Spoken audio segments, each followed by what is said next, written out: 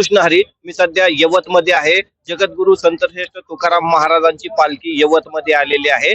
माझ्यासोबत सामाजिक कार्यकर्ते राजेंद्र खांदवे आहेत.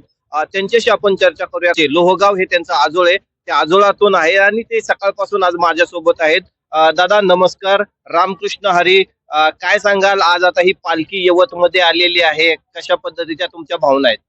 नमस्कार, मी राजेंद्र खांदवे लोहगाव येथून बोलत आहे.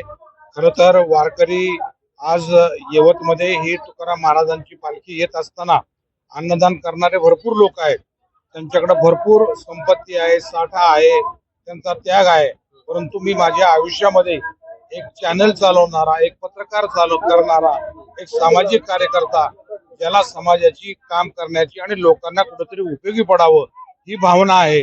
मी जमदाड्यांना सारखा एक आमचा तरुण सहकारी, हे छोटं काम आहे पण त्यातला त्याग आणि उद्देश मात्र खूप मोठा आहे.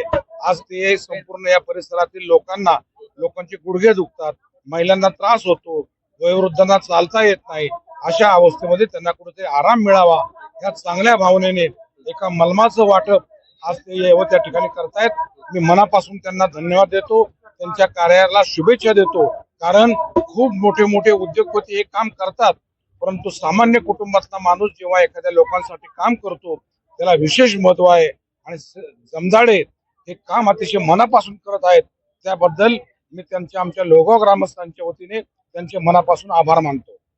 धन्यवाद. आपण पालखी सोहळ्यामध्ये देहू पासून पंढरपूरच्या दिशेने निघालेलो आहोत आणि अशाच पद्धतीने वारकऱ्यांची सेवा ही .com महाराष्ट्रच्या वतीने आपण करत आहोत. कारण यावेळेस .com महाराष्ट्र हा आपला चॅनल वारकरी सुरक्षा अभियान घेऊन चाललेला आहे. वारकऱ्यांची सुरक्षा हे पहिल्यांदा आपल्या समोरचे कार्य असणार आहे. हे कार्य घेऊनच .com महाराष्ट्र हा चॅनल देहू ते पंढरपूर पर्यंत वारकऱ्यांसोबत चाललेला आहे. आपण पंढरपूर पर्यंत होणाऱ्या वारीच्या विविध अपडेट आहेत, हे अपडेट .com महाराष्ट्रावर आपल्याला सातत्याने पाहायला मिळणार आहे. कॅमेरामॅन महेश संतोष, .com महाराष्ट्र, यवत.